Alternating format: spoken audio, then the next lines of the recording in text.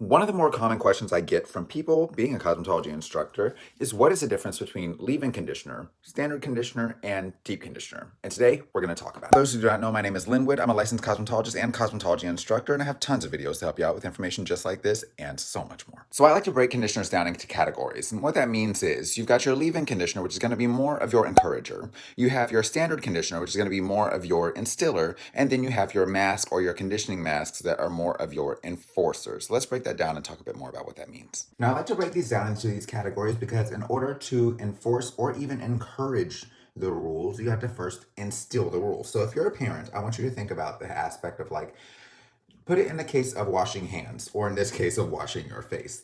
If you ask your child, did you wash your face? There's a number of different things that can go on. So if you are the leave-in conditioner in a scenario where you are the encourager, you might say something like, don't forget to wash your face. Encouragement. I'm not going to be forceful. I'm not going to like go through and necessarily make sure that you're doing it in the same manner, but I do still want to encourage you to do it. So that's something really important to keep up with. But when it comes down to something like actually teaching that to your kids, it requires you going through and saying like, hey, this is how you wash your face. These are the different motions and things that you need to go through. Here's how you need to do it. I'm going to watch you and ensure that you do it correctly. And then I'm going to ensure that now when I ask you, I say, okay, hey, look, I still see something in your eyes. I still see some crust here and there. Are you sure you wash your face correctly? Okay, let's go back and do that again. That would be more of your instiller. And then you have your enforcer. Your enforcer is the one that's like, didn't I tell you to wash your face? I know I told you to wash your face. I can tell you didn't because it's still crust. Get it? You know, I'm gonna wash your face for you. There's a whole different process in terms of what they are. And I want to break that down because it helps you out with understanding the role of each of these different products in your routine. Let me rinse my face. So ultimately, when it comes down to it, things like your conditioner are going to be really important into your routine. And so I see a lot of times where people are like, well, what leave-in do I need? What should I do with this and that? And while leave-ins are great and they serve a role, what's going to make a pretty regular impact is going to be choosing a quality conditioner to use on a regular basis. So when you're looking at it in terms of like, okay, well, hey, do I need a leave-in? Do I need a conditioner? Should I use a mask?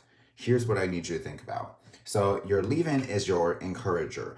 It is its responsibility in your routine is basically to ensure that you are getting a bit more of what it is that you need, so that you're not over here looking like Boo Boo the Fool about the hair. So essentially, what I mean by that is when it comes down to things along your routine, you want to ensure that you are getting exactly what you need in there. So if you're needing moisture, things like that, you're going to get that from your conditioner. But when you rinse that conditioner out, you're introducing a whole new pH balance to the hair. So just so you know, your hair, your skin, and your nails all have a pH balance of 4.5 to 5.5. It's called your acid mantle. And it's very important that that pH balance stays balanced where it should be with the skin and everything included.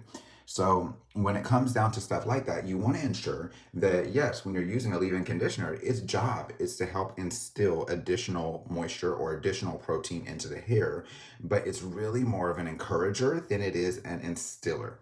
Your conditioner is what you would typically use more regularly. It's going to be at a little bit cheaper of a cost than a conditioning mask, and you get quite a bit more for the cost that you pay.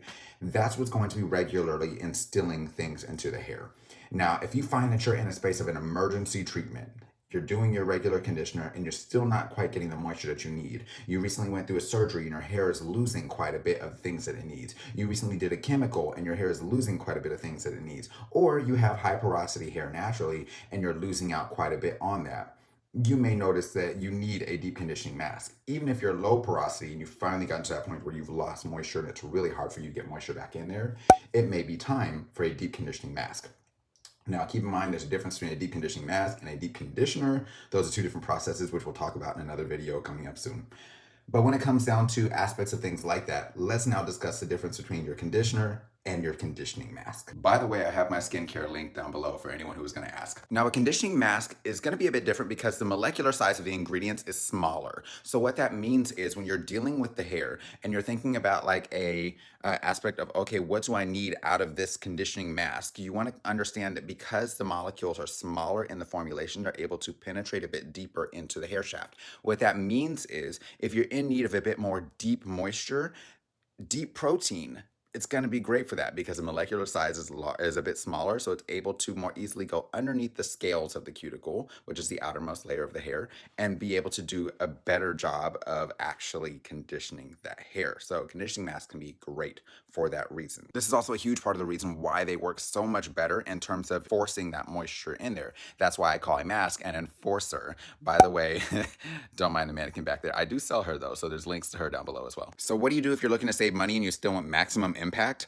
Honestly, I would recommend going ahead and getting a conditioning mask, watering it down some for when you just need a conditioner, and then when you need a deep conditioner, you use it at straight full potential, and that way you're able to get full benefits out of it. If you are just using a conditioner and you're wondering why it is you're not getting what you're looking for, that could be an issue.